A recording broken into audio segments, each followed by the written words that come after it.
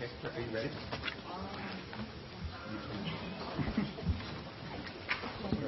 Well, good morning. Good morning. I appreciate you all making the drive down this morning on a first day back after a holiday weekend. I hope you enjoyed a great weekend, and we really look forward to our discussion this morning. And appreciate all your hard work in preparing for today's presentation and discussion. I'm going to make a couple opening comments as I've already started. We'll do introductions, and then I'll kick it over to Chris, and then we'll go back to you as a team. So just as a reminder, and if you've been watching the video, you've heard it, but I'll say it again in case you didn't hear me say it. These microphones, the tall, skinny ones, do a great job of capturing just about everything you can possibly say or perhaps even think. So if you want to mute that microphone, there's a push button in the middle. You have to hold that down, and that will turn the light off. That means it's muted, and that microphone won't pick anything up.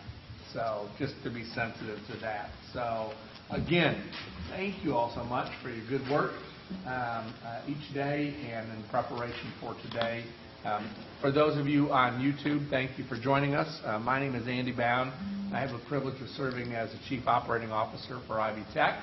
And generally what we'd like to do is, as we've done in the past, go around the room so our folks not only in the room but our folks on YouTube all know who's here. So, Okay, Jerly Mosier, Chancellor, Ivy Tech Northeast. Val Eakins, Executive Director of Administration. Susan Brown, Director of Special Projects. Kim Barnett Johnson, Interim Vice Chancellor of Academic Affairs. Chris Cathcart, Vice Chancellor of Student Affairs. Andrew Welch, Executive Director of Marketing and Communications. Rose Costello, Executive Director of Human Resources. I'm Barry Schrock. I'm the Executive Director for K-12 Engagement. I'm Clifford Clark, Executive Director for Computer and Technologies and Services, OIT. Julie Lorton-Rowland, Vice President, Human Resources. Sue Alsperman, President. Chris Rule, Chief Financial Officer. William Bogart, Executive Director of Budget Management, Office of the President.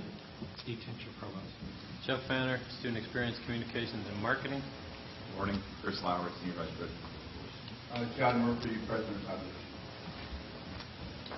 Great. And Chris, to you. Thank you, Andy. I just wanted to give you guys a sort of quick update and kind of status on where we're at with respect to some of the numbers, and thank you for the work you've already put into the presentation, sort of at a higher level, and the work you'll put into the more specific spending plan. We remain on track, sort of end of April. We should know the state budget hopefully later this week. I think we're set on a 2% management recommendation for tuition. We'll take the tuition and the overall budget to the board in June. So what you'll see at the end of the month will be preliminary, but I think with working numbers. What we're going to do, as we talked earlier, allocations by campus based on the equity formula we've talked about previously. The Senate and House version of the budgets, there's not a lot of difference in terms of total dollars. There is a difference in terms of how they've allocated it. The House had a stronger tilt towards dual credit, which is a line item. The Senate reduced that and had a stronger preference for the general operating appropriation. But in both cases, internally, we've looked at the equity formula and gathered data and shared that previously. So again, our target is the end of the month. William will send around the allocations, the sort of template for the spending plan. You'll have roughly 60 days, June 30th, sort of deadline to get that to Andy and I. We'll take a review of it, give you feedback, and then go from there for the fiscal year, July 1st. And Welcome. we still have our fingers crossed for the $3 million R&R for Parchman Hall. That would be wonderful. We know it's needed. Very much. Great. Shirley, we're all yours. Certainly. Well, let me start out by saying I'm going to stay seated throughout the presentation because truly this was a team effort, and we had many robust dialogues, as I call them, as we really get engaged around the questions and what we were going to be doing regarding setting our goals. So each member of the team will be jumping in at any one point in time to further clarify some of the information that's on one of the slides. And so rather than you think that I'm the primary, I'm not. This is truly a team effort, and it always has been. So, okay. So to start off, I might add that you'll see where our Our region, with the addition of Wabash, we are now larger than our 3,600 square miles. We're now almost close to 4,000 square miles of how we need to figure out how to serve the constituencies within northeastern Indiana. And these are the 10 counties that are 10 of the 11 in the Northeast Indiana Regional Partnership, and also 10 of the 11 in the Work One area that really work with workforce development. But we are one comprehensive campus. Wabash, of course, is designated a campus, but it is not comprehensive with the services that are offered there. And its enrollment truly does not, at this point in time, warrant it to be a campus designation. So we thought we'd start out with lessons learned that we've learned from the data and also the work that we've been doing for almost, three and a half years now with our regional study.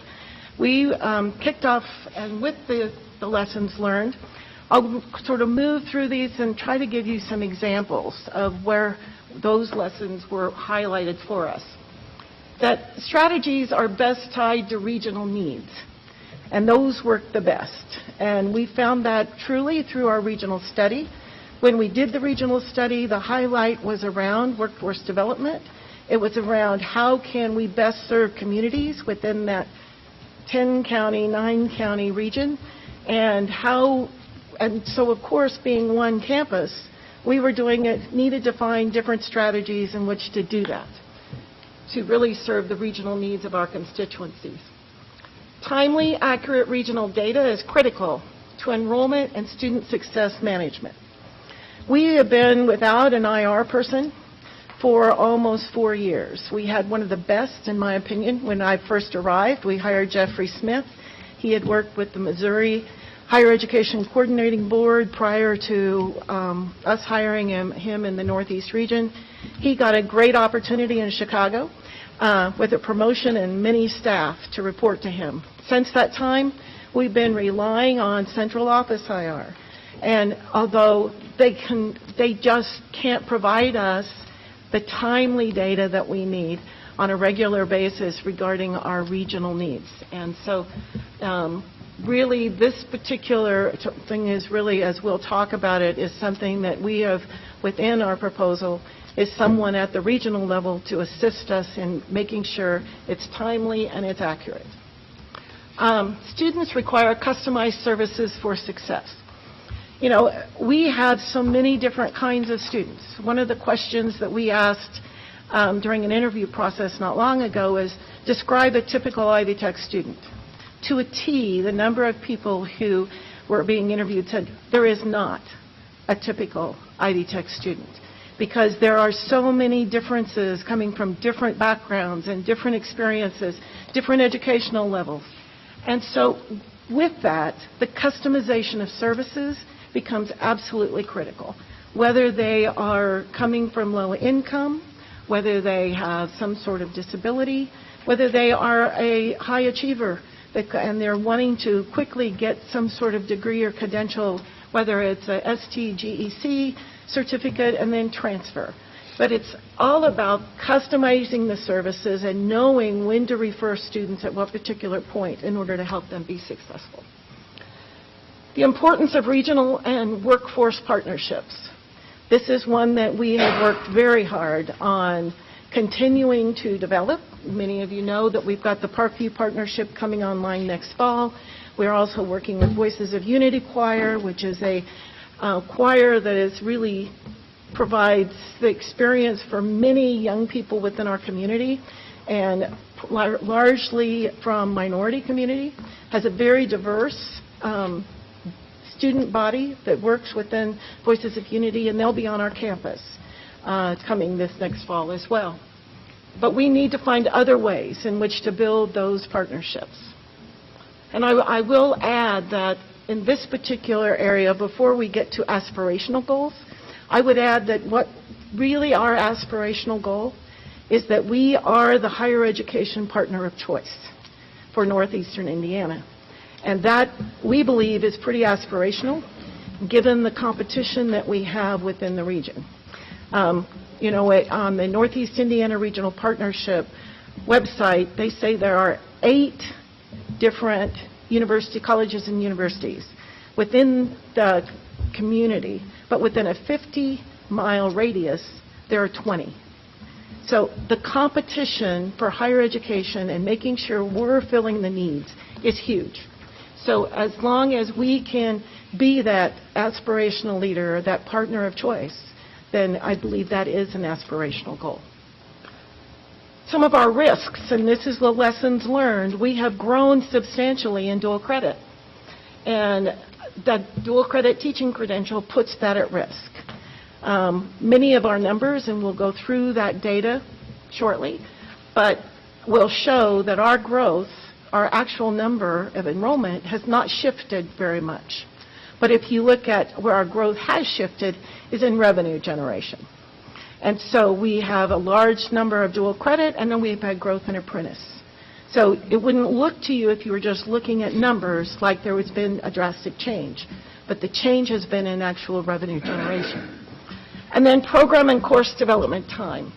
And that's a risk primarily because if a community, if an industry, if Northeastern Indiana Regional Partnership says that there's a desire for a particular program, they're expecting us to respond in a particular time frame.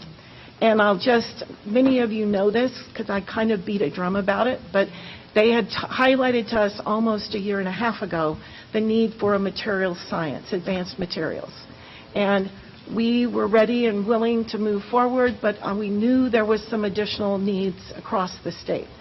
But we can't particularly hold up, and if a region wants, an industry wants it, we need to be able to respond in a timely manner. So we see that as a risk as well. So a little bit about our regional study. That we embarked upon this almost now 3.5 years ago. We started getting data back approximately 3 years ago. And so within the regional study, our desire was to understand the needs of the region and filling the gaps, where Ivy Tech could fill the gaps. We analyzed Northeastern Indiana Regional Partnership economic data. We analyzed the Ivy Tech Northeast prospect, applicant, and student pipeline data. We identified industry sectors that we were serving well through our academic programs by utilizing the regional demand data. And we identified regional sectors where we have an opportunity to grow and serve based upon a 5-year growth within the region. I would add that we have initiatives that were developed out of the regional plan that every member of the leadership team, as well as beyond, is serving on driving those initiatives in order to address some of the things that we've found through the regional plan. The industries by area of study include the 5 that are listed, and I would just add to you that these are aligned very directly with the information that we received around the quadrant data and where the demand was. And so at this time, I'd like Kim to talk about what we're doing around the quadrant data and programs. Thank you, Chancellor. And so as the Chancellor has already indicated, we were excited to see that the demand data that was presented to us is very closely aligned to the information that we found in the regional data. I think the biggest difference, or the only 2 differences that were presented on the demand data, was that the supply chain and logistics and the agriculture programs rose to the top in that particular data. But in our quadrant 1, we had 42 programs that were listed there. And from the data that was presented to us, 4 of the programs were listed in quadrant 1. We're really excited about the programs that we have there, and we have no issues or concerns with that particular quadrant. Quadrant 2, which is Ivy Tech is at capacity for high workforce demand. Surprise, surprise, it's the nursing program, and I'm sure you've heard that quite a bit already, but we have nursing and practical nursing. Now, the one positive thing for us is that with the addition of the Wabash campus, we were able to increase our offerings and produce additional students into the workforce, but we do still realize and acknowledge that there is additional need. And so, with the addition of faculty members, We're hoping to be able to increase the number of students that we can bring into the program. We don't have any concerns as far as clinical sites are concerned because we've had some closings with MedTech, ITC, and Brown Mackey in the Fort Wayne area, so we don't have the competition for clinical sites as we have had in the past. Quadrant 3, high enrollment but completion but low workforce demand. We had 2 programs there, paralegal studies and BizCom. And what we found with those 2 programs is that even though there may not be an acknowledged need in our area, our students who are graduating from these programs are not having any difficulty finding jobs. Specifically with the BizCom program, those students are finding jobs in the area of computer technology and just other areas. And so we're excited about that and looking forward to continuing to grow those programs. And then in quadrant... How do we know that? This is information that the program chairs have been gathering. So that's information that I've gotten from them directly. And I would just add, also within the Northeast Indiana data that we also utilize, they've identified logistics, as Kim has indicated, but they've also called e-commerce as a part of logistics. And graphic designers and BizCom are folded into the logistics and the e-commerce. So, and thank you, because we do expect that those numbers are 80% right. It's good that most of them align, but also where they don't, can we validate through our advisory committees or employers or deans so we just know it's more than anecdotal. That's good. Thank you. And then the last quadrant, which is Ivy Tech enrollment at completion, but the equilibrium is equal with the workforce demand.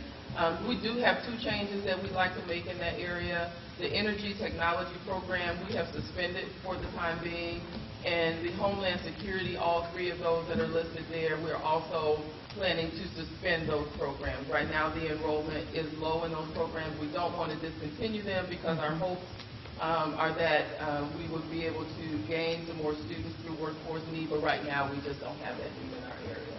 All of the other programs are there in the appropriate slot. Agriculture was the other program that was identified through the regional demand data as one that is growing. We're excited to see that, and we're looking forward to continuing to develop that program as well.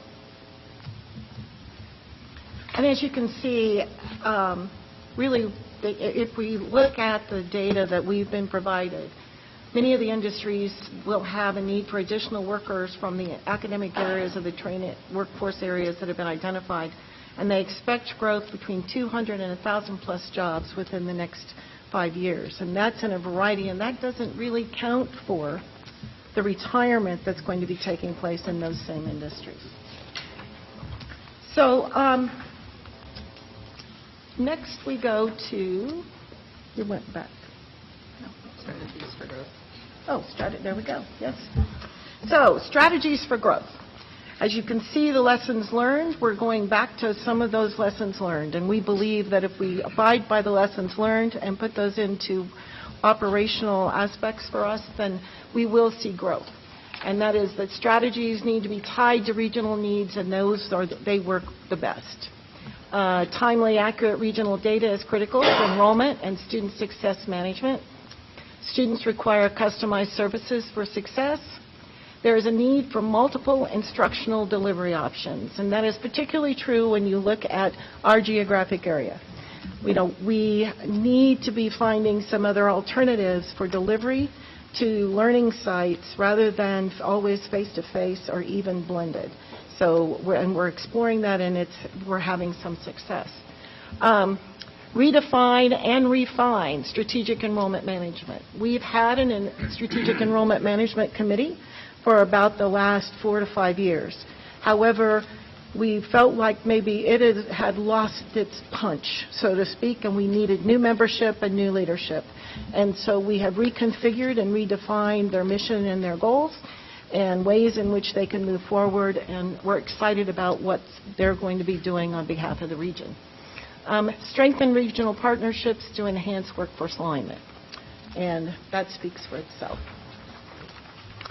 So now we get to the enrollment data, and this is where we can look at, this is revenue generating, And I'm going to let Susan and Chris speak to this slide.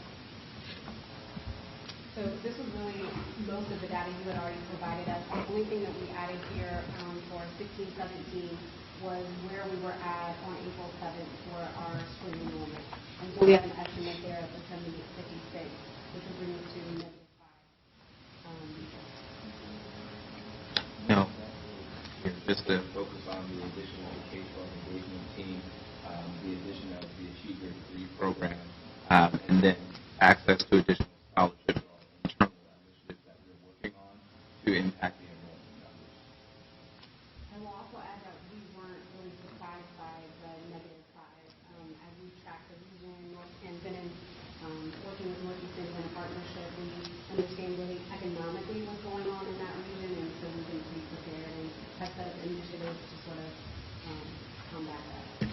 I would also add, I think it's been almost, well, it would be a year ago we finally had a team in place for the K through 12 engagement team about a year ago this last February or March.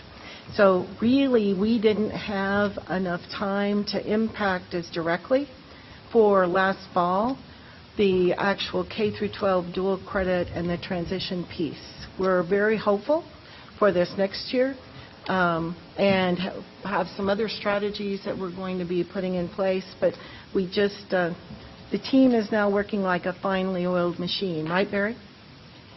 Yes. Okay. Okay. Can I just ask about AYD? We kind of glossed over that, and I didn't see. Do we have any AYD partnerships Yes. now? Yes, we have, I believe the last count was 47 partners that are participating in AYD with 176 students that are participating. Wow. We have set an aspirational goal for 200 students participating by the end of December. And actually, we've been developing some AYD, some new partnerships. Parkview is an example. We were kind of hoping that that would impact spring, Yeah. but it didn't quite make that. So our meeting is this next week. Yes. So I think it is important to look at fewer high school students overall this last several years, fewer high school graduates this last several years. And then we did want to highlight, and although this impacts all regions, and we are not saying that it wasn't the right thing to do, but it is something to just keep in mind, is that when we did the IVYT credit adjustment from 3 credit hours to 1 credit hour, that impacted credit hours. When we reduced all degrees to 60 credit hours, that also impacted our credit hours and our overall FTE. And it's just something, we believe it's the right thing to have done. It's just that to understand that this is what we're seeing over the last 3 years. Our retention data? If I could. Sure. The discussion is that so much content is in the IVYT for student success. It becomes extremely critical, and it just seems like we're getting so much in it. So on our Northeast retention data, we're pleased with the way we're moving. We just need to do it a little bit quicker and a little bit more. But there are some things that we put in place. All faculty are teaching an IVYT course as a part of their load. All advisors are teaching an IVYT course as a part of their load.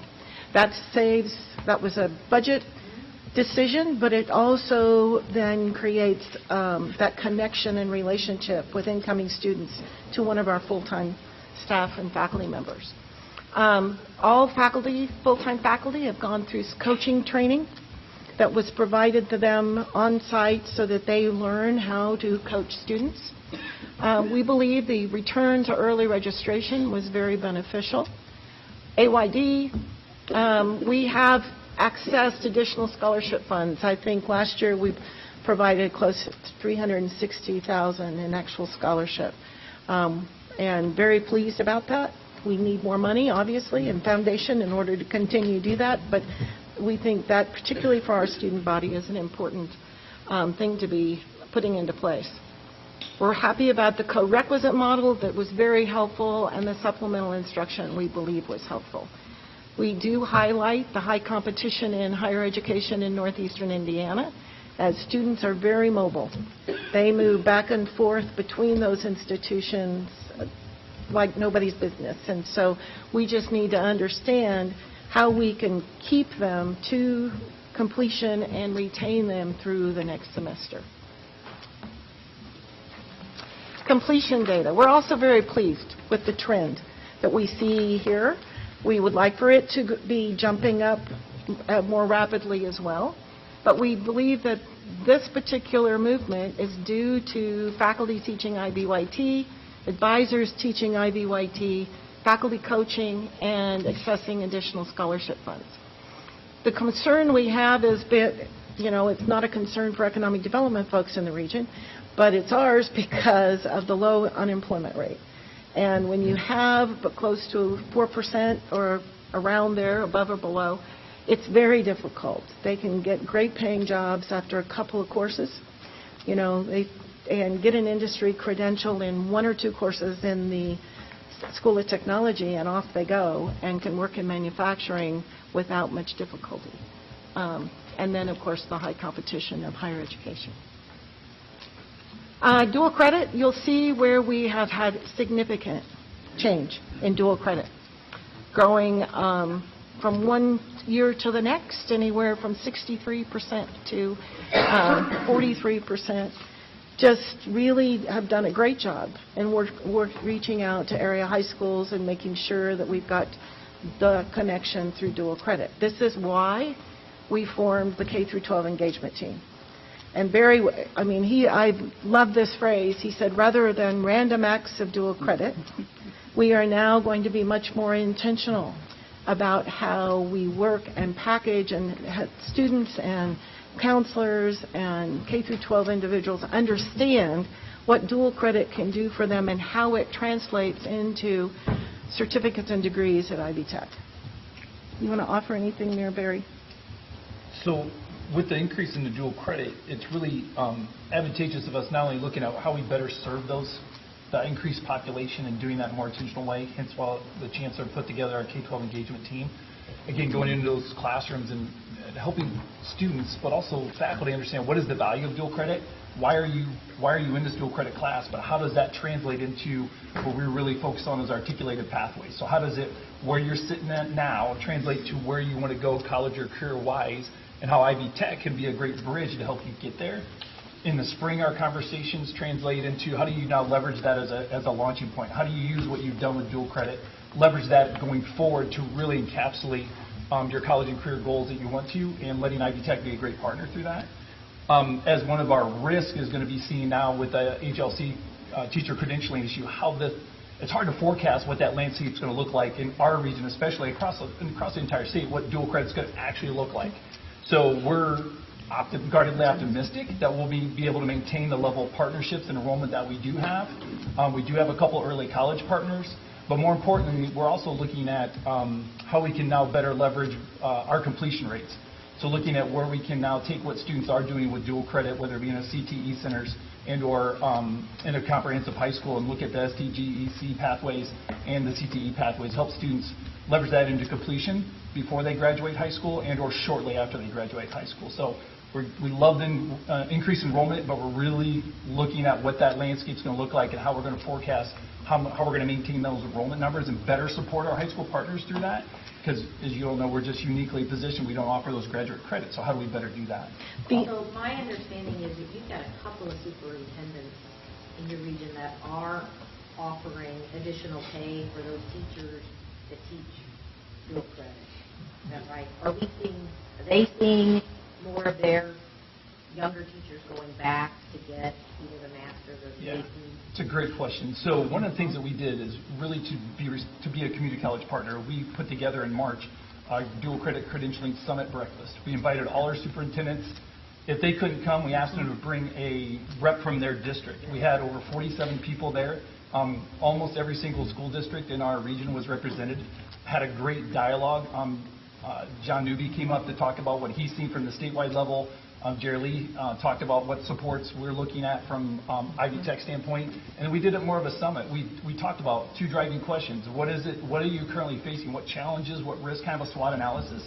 And then we also said, what are you looking at from strategies and opportunities? So we kind of brought those together and collectively shared out across all the different regions because we're better together. So we wanted to see collectively how can we leverage resources that are going on across multiple school districts. With the one that the example you gave is one that's being looked at. But then we also looked at what are some things that we can do. Can we offer some webcasting? Can we do some video conference? Can we do some hybrid models? Where can we strategically step into those spaces to better support those dual credit teachers going forward? So that is one, but that's, I think, that's yet to be vetted out. We're pulling that together then. We also asked if they'd be willing to sit on a task force. So we're going to kind of be spearheading a task force of all of our representatives, administrative representatives from our different school districts, that bring them together and say, let's unpack this. Let's see what the landscape looks like and how can we best, either as Ivy Tech and or as a collective, leverage our resources and make sure that we can support all those dual credits for our students. One of the things, we also included a foundation person in this, so the potential of having that individual help fund part of the activity, because he is interested, his foundation is focused on completions and having people receive degrees and stay in the region for up to 5 years. So we're hoping that maybe he could help us learn how to leverage those funds on behalf of those dual credit teachers. Next, another area of growth for us has been apprenticeship. And of course, that's not a high revenue generation area either, but we have seen significant growth as well in our apprenticeship students, and anticipate that that will continue to grow based upon the needs of the industry in the region. We do have, through Northeast Indiana Regional Work One, Northeast Indiana Works, and with the trades, a construction grant for construction apprentices that we are working on currently with the trades and Northeast Indiana Works. We've got someone coming in this week on logistics as a apprenticeship intermediary from Department of Labor, and we see that this could be the area where we'll see high growth, but again, it's not the revenue generation that will help support where we need to go to grow some of the services that we need for the region. And then I just wanted to highlight how this particular student demographic, even though it hasn't changed that much in actual numbers, unless you look beneath the surface and see where those students are coming from, how that's impacted our overall budget. And so what we have effectively done is cut 9.5 to date out of our operating budget since 2011 and 12. And we've done that without any risks. We've done that through intentional planning by this team based upon vacancies that were there, based upon, as Val would say, very limited S&E. And Val, would you want to speak to this at all? We have, over the same period, we've eliminated over 50 or put on hold over 50 full-time positions. Because obviously that's where the bulk of our budget goes, is to salaries and fringe benefits. We are looking this year, as far as resource reallocation, I mean, we've reallocated just about all we can reallocate. But we're going to go back to a zero-based budgeting model for S&E, just to kind of have, we talked about it as just kind of a level set for folks to, think about, this is what I absolutely have to have, not what I want. And we're going to do the same thing for part-time hourly positions. We have a lot of pooled positions, and we think we can perhaps capture some resources there that we can direct towards S&E, because we were very limited. We actually this year leveraged a lot of foundation funds that were designated for particular programs, and we intentionally have been having folks spend those funds just because we've been so tight on S&E for this year. The programs that Kim alluded to that we're suspending, those will impact us primarily for next year.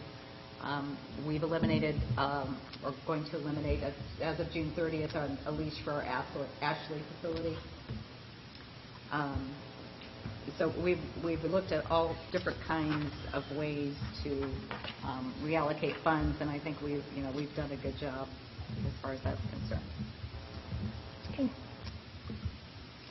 So our metric goals, our number goals, beyond our aspirational goal of being partner of choice, we really believe that it's an aspirational goal. And before I say this, I can't tell you how robust our dialogue was around these metrics.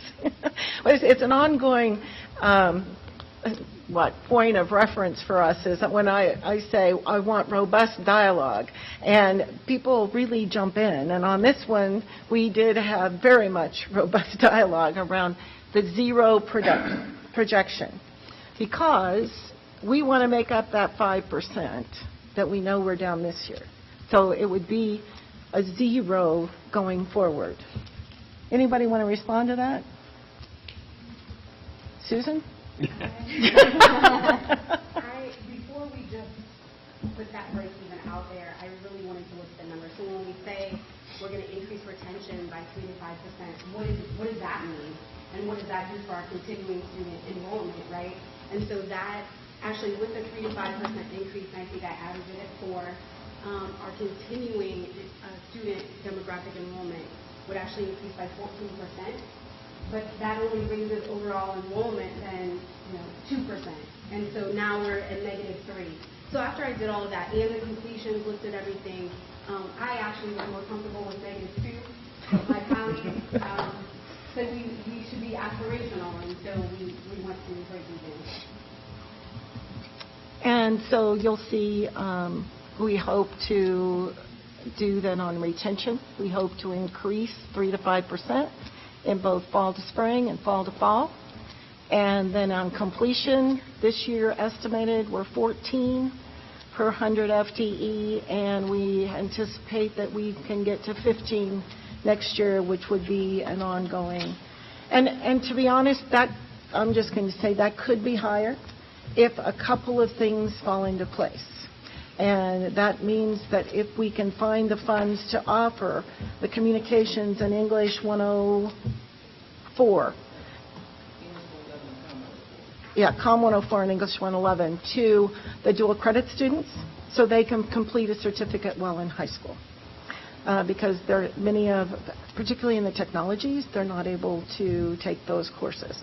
And if we can then also find ways to then bring to fruition some of the other programs and grant funds that we're currently looking at that will help also, like SNAP, working with individuals who are on food stamps.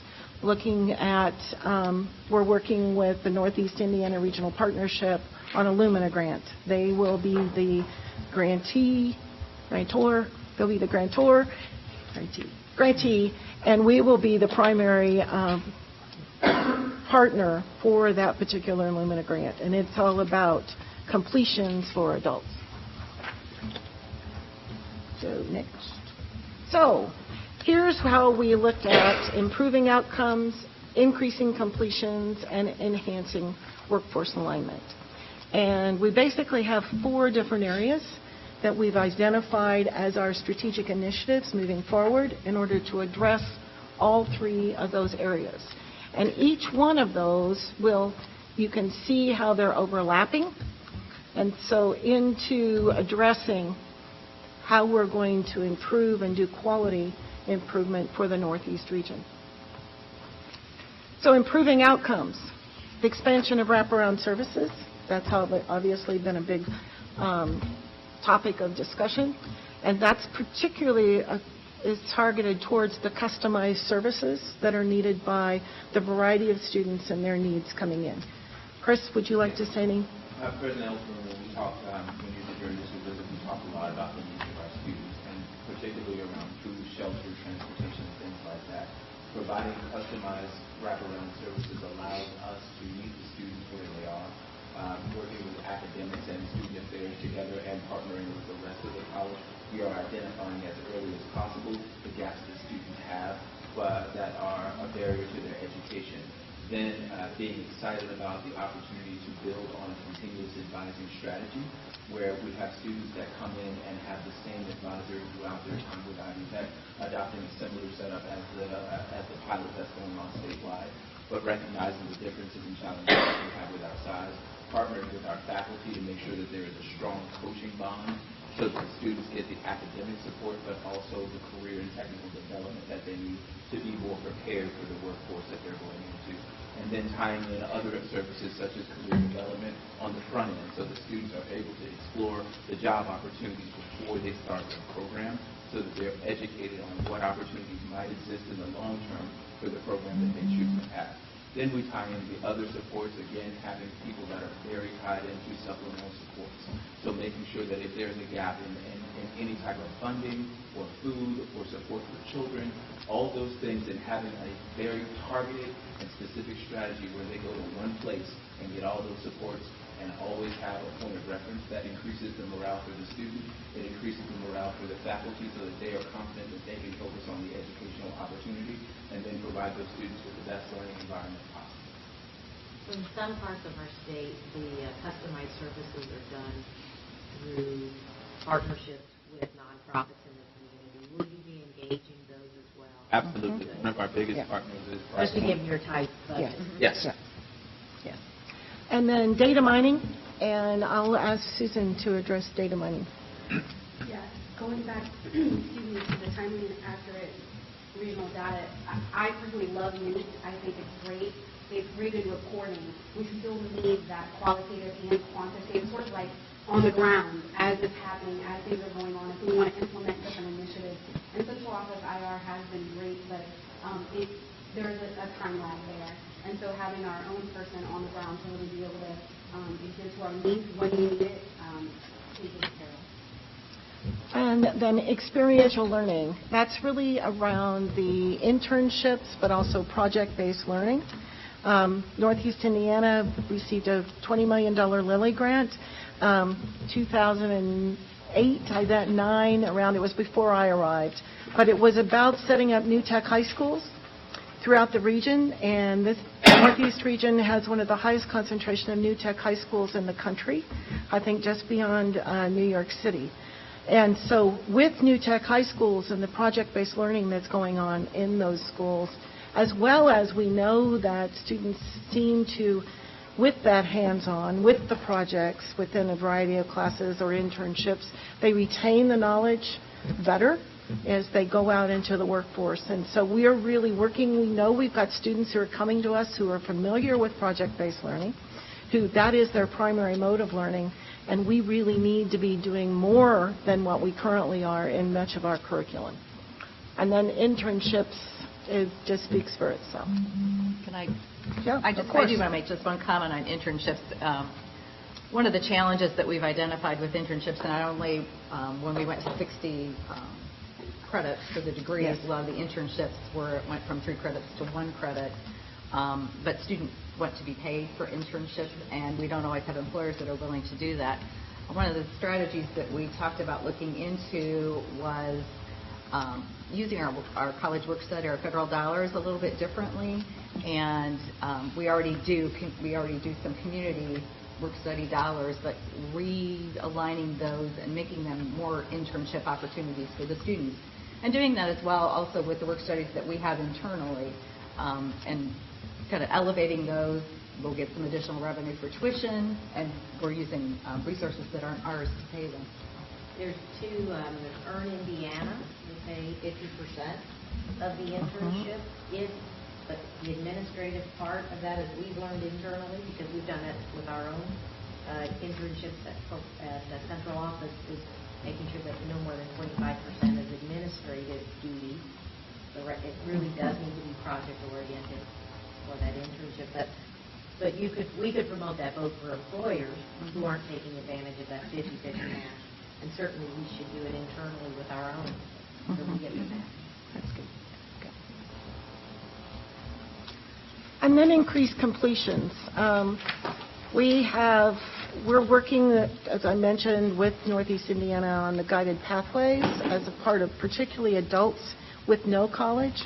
But dual credit has already done some pathway work with dual credit students. So that intentional pathways showing where students can really receive a certificate or a degree from us in a short period of time. So right now, Kim and Andrew, you guys want to speak about where we're at on that? Sure. So we have been talking about guided pathways for a little while. And basically, what we're going to be focusing on are the degrees or the programs that came forward through our regional study, as well as our data resource or information that was provided to us. We're focusing on those programs first to develop guided pathways. And once we get those established, then we plan on launching out and developing more guided pathways. But our goal is to create a pathway for students that would start in high school, something that the K-12 engagement team would be able to use, but then take it through their career choice.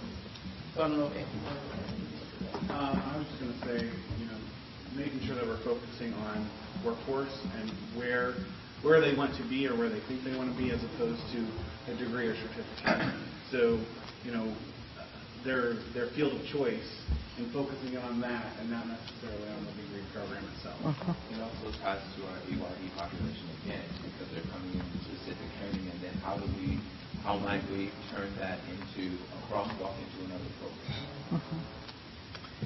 And then dual credit, obviously looking at how can we have those high school students get some sort of certificate while still in high school. Center for Student Success. So again, we're talking about the wraparound and having a specific point of location for students to get to success. Again, it's coaching, it's mentoring, it's student-led, student-focused, providing those wraparound services in a very intentional way that is very easy to find.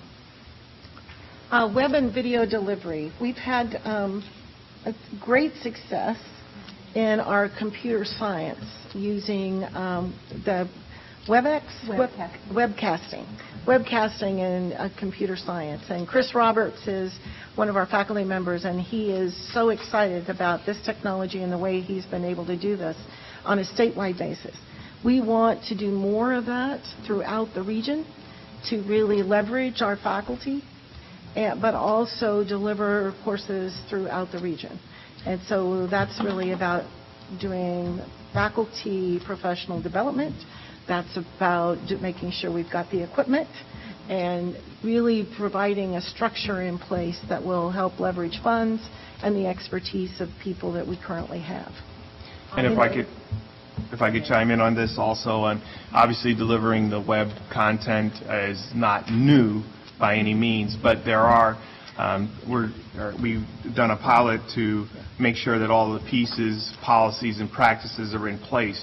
We've already discussed our geographic area, so if you could imagine a faculty member in the Fort Wayne area teaching a class that will be participated in the Wabash area, logistical issues come into play, like if there's no faculty there, who's to start the webinar, and those types of issues.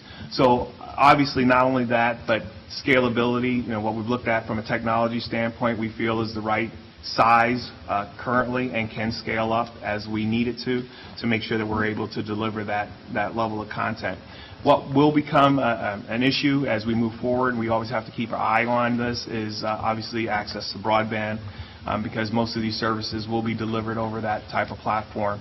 And even back to the practices, even though it's fully capable of doing it on your phone or something like that, as a practice standpoint, we say, no, we want you actually physically to be together so you have a true classroom experience. And we know that classroom experience for many of our students aid their success.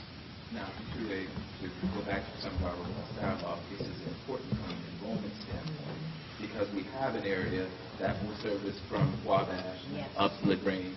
And in those areas where students aren't as prevalent, we have one or two students that maybe want to show up for a class, but we can't get it to run based on the numbers. But we have to show that commitment to those students that we're willing to offer them programming. And this is the way that we can do that, still offering the courses that they are needing to get the completion, but also making it a viable option for us in terms of that. So in general, and Steve, you could give me the status, in general, our online courses perform completion pass rates of 8% to Yeah. 9% So less. are yours closer to equity, or do we still see the same thing? No, we've got problems with our online. Okay, so we still have bugs to Right. work out. Yeah. And I think what we're looking at and what we're trying to do is we're trying to have the whole gamut of opportunities open to our students, obviously. And so, particularly for the web delivery, what we're trying to do is it's not pure online and it's not pure face-to-face, right? It's kind of a blend, right? So you might have, as Chris mentioned, you might have a section that would have normally been canceled because it didn't have enough. But if you can combine 3 physical locations and still give everybody the feel of being in classroom together. So it's more synchronous. Right, exactly, yeah, and we've been advocating the synchronous part Absolutely. to distance ed. I am curious, do you have any adjunct faculty that's participating in the synchronous sessions? Or is it, at this point, full-time? Yeah. You know, IT is experimenting with it, but we also have a couple of liberal arts faculty program chairs that are also experimenting as well. We do want to take a look at some creative ways to use the webcasting also with our AYD partners, with our dual credit partners, as well as with our adjunct faculty with onboarding and with professional development. So not only to increase enrollment, but also some creative ways beyond that. We see a lot of potential. And just one last bullet is some students, again, meeting them where they're at, still think of approaching some of the city areas as being a little off-putting. And so, again, just like, customized services is just so important. Which is, again, the focus on continuous advising. Yes. Having remote advising as an opportunity and working with those resources to be able to add those supports that will make the students more successful in the digital environment. And then intentional scheduling, really making sure that various programs and schools are speaking to one another around timeframes and courses needed in order for students to really get that completion and certificate. And we've identified one area right away, correct, Kim? You want to? Well, the technology division has been struggling for a little while with the general education courses. And so we're working specifically with that particular group, trying to get them together to talk a little bit in detail about what the needs are, and then getting those classes on the schedule. And so our desire is to make that even bigger and better with other program areas as well, but we're focusing right now primarily on technology and liberal arts. And then strategies to enhance workforce alignment. We believe that we can enhance workforce alignment through strengthening our regional partnerships with business and industry, but also our local economic development directors, which has really gone very, very well. We do a lot of Skill Up Okra grants. This region has been very successful in getting Skill Up funds and Okra funding in a variety of different of our counties. And we are the primary provider of any training that comes through Skill Up and Okra throughout, from Wabash to Steuben to Adams, Wells.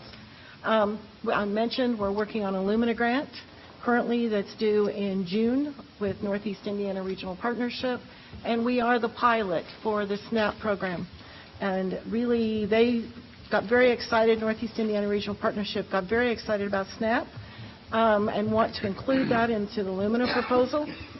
There was a great article that just came out in the Heldrich Center for Workforce Development about how to serve disadvantaged students, and it focused on the SNAP program as it was implemented in Washington State and the amount of completions that they have seen over the history of that program and the amount of resources that have come to serve a very disadvantaged population to help bolster colleges. So, and then AYD and internships are really how we see really focusing on enhancing workforce alignment. And with that, I know we went longer than we should, but this is the way our meetings usually go. A lot of people are very passionate about what we do and how we do it. So I appreciate you spending the time with us as we talk through these. Thank you very much. Now I'll turn it back to the team. So, questions from the team? I'd just like to follow up in regards to the full-time faculty that participated in coaching, professional development. Is that pretty recent, Kim, and are they implementing that now, or what's the strategy in regards to the faculty role with coaching? That's interesting. Well, the coaching program has been in existence now for about a year and a half, almost 2 years. And basically the way it works is we're working primarily with those students who are applying for the three-peak process. Those students are required to meet with the coach on a regular basis. Faculty, as was mentioned, have already gone through the training, and so they have an idea of what those coaching sessions should be like. And so our goal going forward is to expand that, to not just focus on the students in the three-peak process, but focus on students at different aspects of their educational career based on what their needs are at that time. And that all kind of rolls into our Student Success Center that we're hoping to launch. But it's been a really successful program. Can we go back to the foundation? You mentioned a new person, and I know we discussed your need and our need to have another foundation baked into your budget. Is that what you're thinking? That head shaking? Well, yes. Very happy. So for our region, we have been operating with basically one person in the foundation. And we know we are missing opportunities based upon just time element of the things that need to be happening and connecting and building relationship throughout our 10-county region. There's no question. And I'm certain that Chris Gould was delighted to hear. Thank you. And thanks for the partnership. You didn't even flinch. Another all caps, John. If I could ask about, as you know, we have this new advising model, and you have not been a pilot site, but 2 of the sites have reported it's been very successful. And then that kind of also links to the faculty role as mentor and the coaching. Have you given any thought to the new model yet? That's where we want to go. That's the plan, is going to the new model. So you want to endorse that? Yes. Okay, that's good. Yes.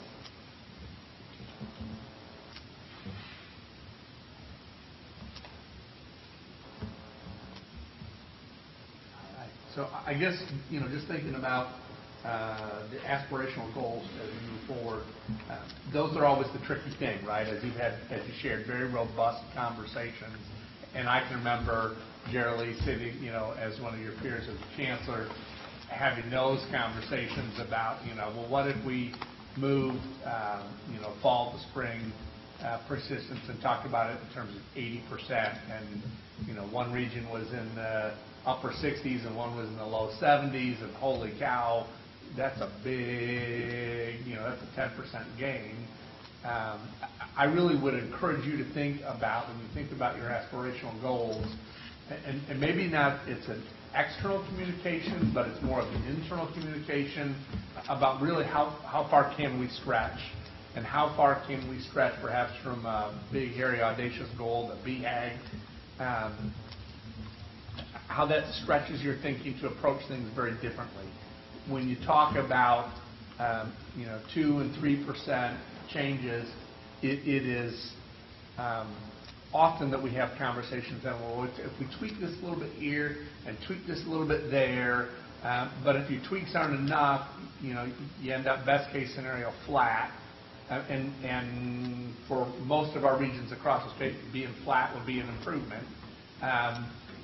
But when we think about what could be and what drives us to think differently and act differently, is really about really big goals. How do we move double digit? How do we, right? So it forces us to step back and go, well, we're not going to get there by tweaking what we're doing. We're going to have to step back and really think about how do we do it, whatever it may be, very differently than how we've been doing it. So really, as you think about your goals for this coming year, whether they're internally stated goals or even scarier yet, externally stated goals, what does that look like for you?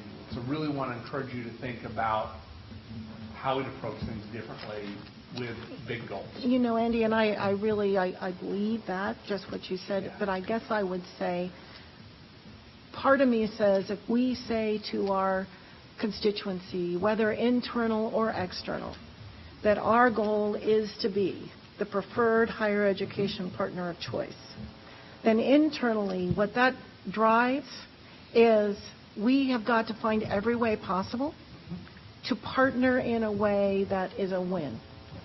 And so then it becomes not so much about the number, it becomes about the behavior and what we need to be put into motion in order to be that preferred partner of choice. And I don't know why, but to me, I think that's more meaningful internally to people to say we're going to be the preferred partner than it is we want to hit a specific number. Just something to consider. But I'd also add that I think that as a region, we've been very focused on the information, on the data. It's been driving us for probably longer than it's been popular, and to the point of the data mining and the loss of Jeffrey and where we are currently today. And with those pieces of information, trying to do things differently and aggressively, one of the things that we look at is just trying to move even faster with that information overall. And I think that will be a great help to us to be able to get things done because our partners in the region are looking for that. That's what they're expecting of us. They're knocking down our doors asking, they're already there, and we just need to be able to get there and deliver for them. Absolutely. Great.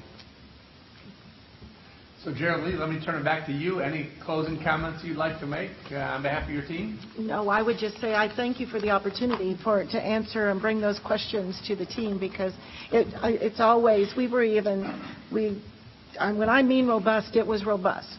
And there was no hold bars and sort of the thinking and that went behind it, but also we were laughing a lot, and it was a bonding experience in some way, shape, or form. And we didn't even have Aaron's putty, the thinking putty around the table in order to do so. So I just thank you for the opportunity. Well done. Very well done. Thank you. Okay. Thank you, folks.